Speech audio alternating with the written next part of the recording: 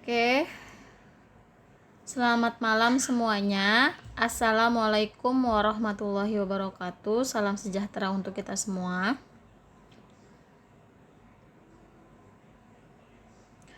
Malam ini pertemuan kita yang ke-13 ya untuk mata kuliah Sistem Informasi Akuntansi. Malam ini materi kita tentang revolusi industri 4.0.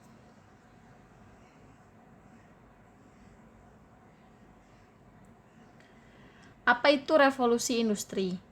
Dalam pandangan Angela Merkel tahun 2013, definisi dari revolusi industri adalah transformasi yang komprehensif yang menyelimuti keseluruhan aspek produksi dari industri lewat peleburan teknologi digital dan internet dengan industri konvensional. Adapun Slechtenda dan kawan-kawan tahun 2015 menekankan bahwa revolusi industri adalah lebih mengutamakan unsur kecepatan dari tersedianya suatu informasi, di mana seluruh entitas suatu lingkungan industri senantiasa terhubung dan bisa berbagi informasi satu sama lain.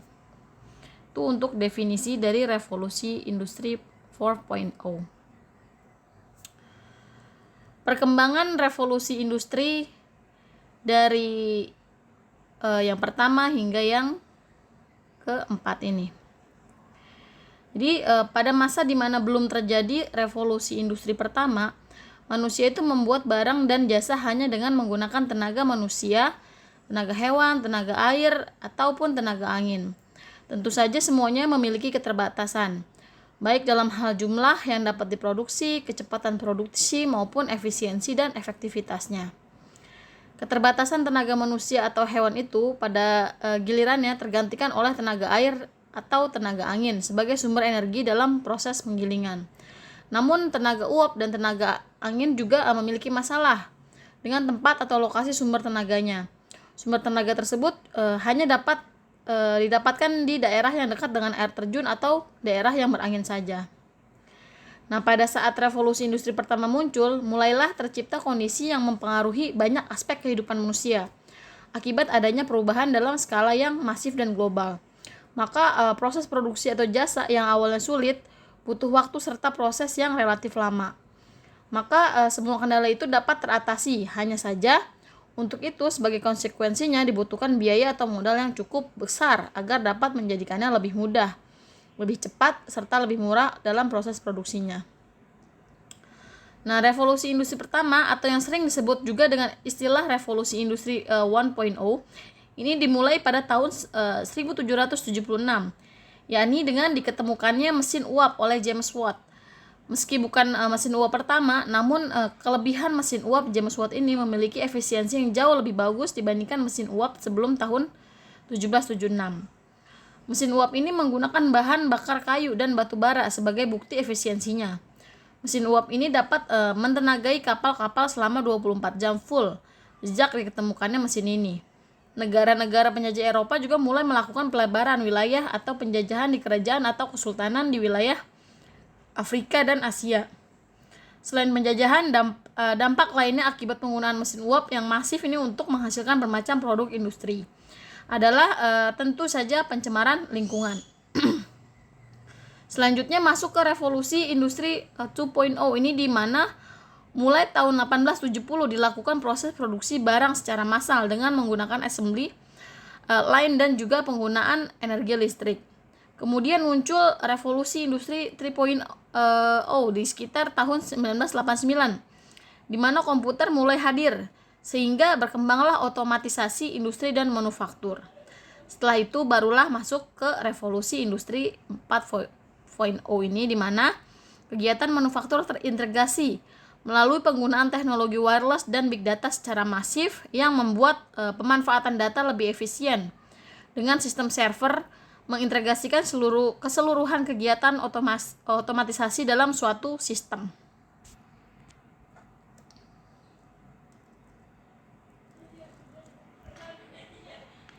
Lalu teknologi pendukung revolusi industri 4.0 ini terdapat 10 jenis jenis teknologi pendukung revolusi industri ini, yaitu ada Internet of Things atau IoT, Internet untuk segala.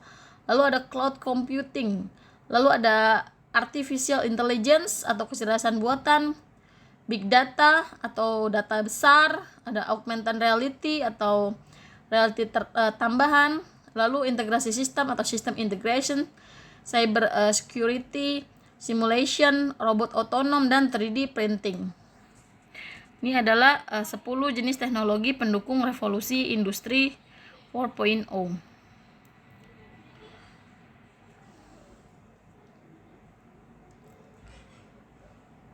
Lalu masuk ke transformasi digital dan revolusi industri 4 ini. Revolusi 4 ini juga erat kaitannya dengan istilah transformasi digital. Transformasi digital sendiri diberi makna sebagai perubahan yang ditimbulkan sebagai akibat penerapan teknologi digital di seluruh aspek kehidupan masyarakat. Sebuah organisasi atau perusahaan yang hendak melakukan proses transformasi digital ini mesti menyiapkan diri untuk menghadapi perubahan budaya sebagai konsekuensi penerapan teknologi digital. Kegagalan tersebut terutama disebabkan belum dipahaminya proses transformasi digital sepenuhnya. Sebab bukan hanya soal bagaimana membuat versi digital dari sebuah produk fisiknya, namun juga melingkupi perubahan perilaku konsumen, karyawan, dan berbagai aspek budaya lainnya. Di sini terdapat 4 komponen pendukung suatu transformasi digital, yaitu ada employees, engage, customer, transform product, and optimize operation. Di sini untuk bahan tugas ya, keempat komponen ini. Kalian cari tahu apa sih arti definisi dari keempat komponen ini. Ini tugas kalian untuk malam ini ya. Oke, lanjut. Sistem informasi akuntansi di era revolusi industri 4.0.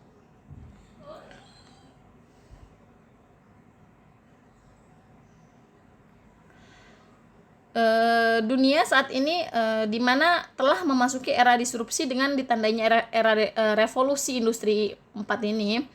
Hal yang perlu dilakukan adalah bagaimana kita harus mampu menyesuaikan dan menyelaraskan perubahan kondisi lingkungan yang ada. Bagi perusahaan ya, mau tidak mau, siap atau tidak siap, harus mampu beradaptasi secara cepat jika menginginkan usahanya tetap bertahan dan tidak tersingkir dari persaingan yang semakin kompetitif. Nah, dalam beberapa tahun terakhir muncul berbagai terobosan teknologi yang menghasilkan nilai baru dalam kehidupan manusia melalui bentuk kecerdasan buatan atau artificial intelligence ini. Tidak hanya IoT ini, ada juga tadi sudah disebutkan ya, ada 10, tapi di sini kita paling hanya akan membahas 2 dari 10 tersebut, yaitu kecerdasan buatan dan big data. Yang paling penting dari ke-10 itu yaitu adalah tadi artificial intelligence, big data, dan Internet of Things. Kalangan bisnis ini menyebut ketiga hal tersebut sebagai inti dari revolusi industri keempat ini. Kondisi ini berdampak juga ya pada peran manusia sebagai akuntan.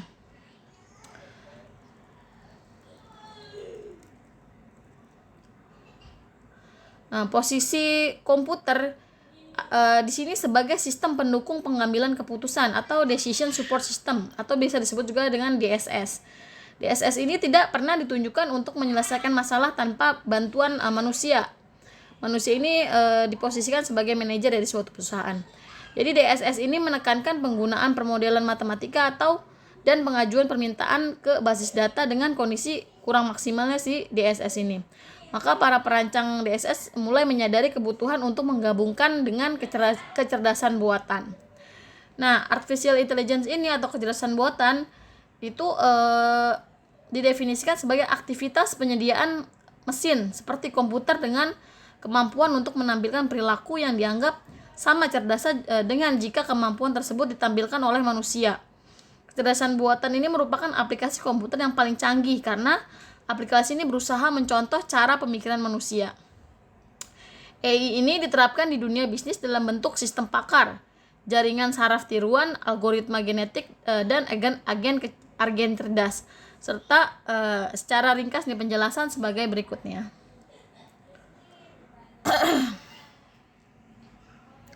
AI sebagai sistem pakar atau expert system. Sini maksudnya adalah program komputer yang berusaha mewakili pengetahuan keahlian manusia dalam bentuk heuristik. Istilah heuristik ini diambil dari bahasa Yunani ya, yang berarti menemukan. Jadi heuristik ini adalah aturan yang menjadi patokan atau aturan untuk menebak dengan baik. Heuristik ini tidak menjamin sebagai algoritma yang biasa didapatkan dalam model matematika. Namun heuristik biasanya menawarkan hasil yang cukup spesifik sehingga dapat berguna. Jadi heuristik ini memungkinkan sistem pakar untuk berfungsi sedemikian rupa agar konsisten dengan keahlian manusia dan menyarankan penggunaannya dengan cara memecahkan masalah. Karena sistem pakar berfungsi sebagai konsultan, tindakan penggunaan aplikasi ini disebut dengan konsultasi.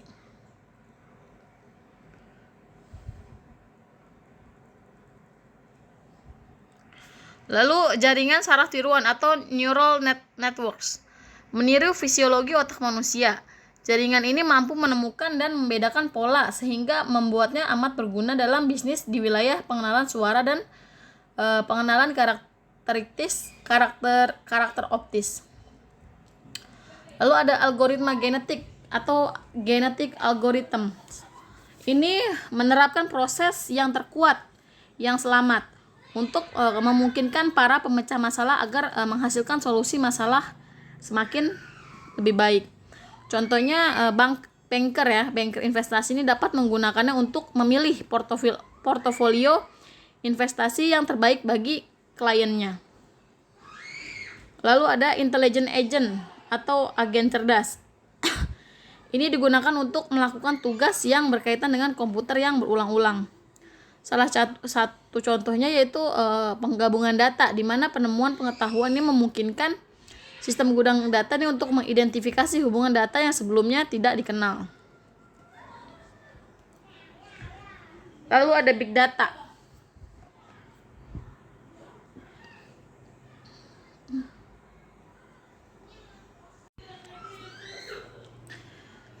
Big data ini yaitu pengolahan dan pemanfaatan data yang masif atau yang biasa dikenal dengan teknologi big data telah menjadi faktor penting yang melandasi terobosan teknologi baru di sejumlah bidang. Kini data bukan lagi faktor pelengkap, namun telah menjadi senjata untuk memenangi persaingan di berbagai bidang. Big data adalah data yang memiliki volume besar sehingga tidak dapat diproses menggunakan alat tradisional biasa dan harus menggunakan cara dan alat baru untuk mendapatkan nilai dari data ini.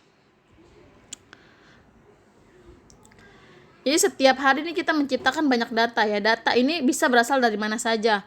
Posting ke situs media sosial, gambar digital, dan video. Catatan transaksi pembelian, dan lain-lain. Data ini adalah big data. Artinya jika volume data membuat data tersebut tidak ekonomis atau mungkin lagi untuk disimpan di solusi penyimpanan data tradisional, maka itu bisa disebut dengan big data.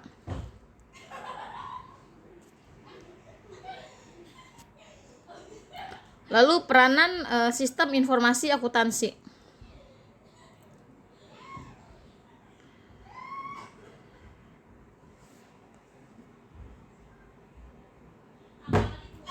Peranan sistem informasi akuntansi dalam beberapa tahun ini kita diperlihatkan berbagai terobosan teknologi yang menghasilkan nilai-nilai baru dalam kehidupan manusia melalui bentuk kecerdasan buatan. Ya, tadi sudah dibahas ya, artificial intelligence, big data, dan Internet of Things. Kalangan bisnis ini menyebut ketiganya sebagai inti dari revolusi industri 4.0 ini. Terminologi ini menekankan ada interkoneksi data berbagai pihak yang terkumpul menjadi big data dan melalui perangkat-perangkat yang terhubung ke internet dan kemudian diolah menggunakan kecerdasan buatan atau artificial intelligence untuk menghasilkan keputusan-keputusan penting di dalam industri maupun kehidupan masyarakat. Transformasi tersebut akan banyak mengubah wajah bisnis pada masa depan dan cara hidup manusia. Data bukan hanya menjadi bagian penting pada manajemen di dunia bisnis, melainkan juga bagi kehidupan masyarakat secara umum.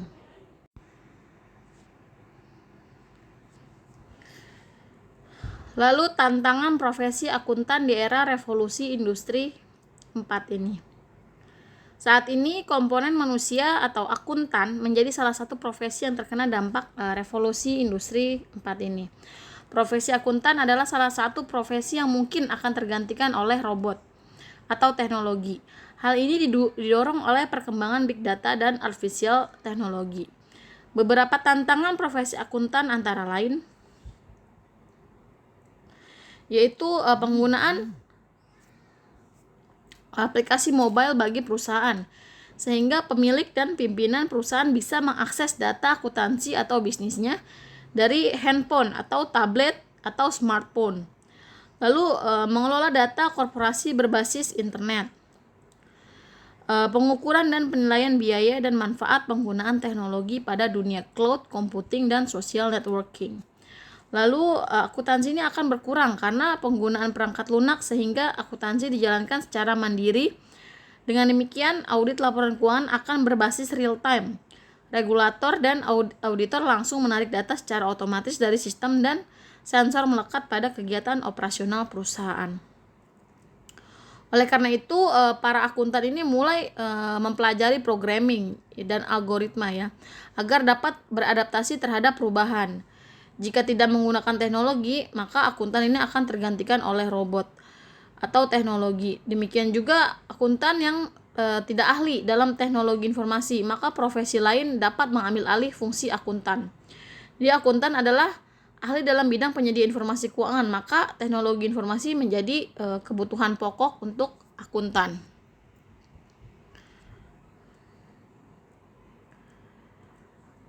Jadi intinya revolusi industri 4.0 ini ditandai dengan kemajuan teknologi ya secara signifikan dan penciptaan teknologi tinggi. Revolusi industri ini juga ditandai dengan munculnya teknologi kecerdasan buatan tadi, artificial intelligence, yang banyak mengubah banyak hal di bidang kehidupan, diantaranya juga dengan menghilangkan banyak aktivitas yang dulu dikerjakan manusia. Selain itu, muncullah data-data dalam volume besar atau big data yang begitu penting bagi perusahaan untuk diolah menjadi informasi, menuntut penyedia teknologi yang mampu menampung data-data tersebut. Oleh karena itu, sistem informasi akuntansi ini harus mampu menjawab tantangan di era revolusi industri 4 ini. Terutama para akuntan juga harus mampu mempersiapkan diri sehingga mampu memiliki dan meningkatkan kompetensinya sehingga profesi tersebut tidak diambil alih oleh profesi lainnya. Seperti itu untuk pembahasan kita malam ini. Materi kita tentang revolusi industri sudah selesai. Tadi ada tugas ya, di tengah presentasi ada tugas untuk mencari definisi dari komponen. Kalian bisa lihat lagi di slide, bisa dicari ya. Oke, selanjutnya silahkan untuk presentasi kelompok disiapkan. Saya persilahkan untuk yang mau presentasi. Terima kasih.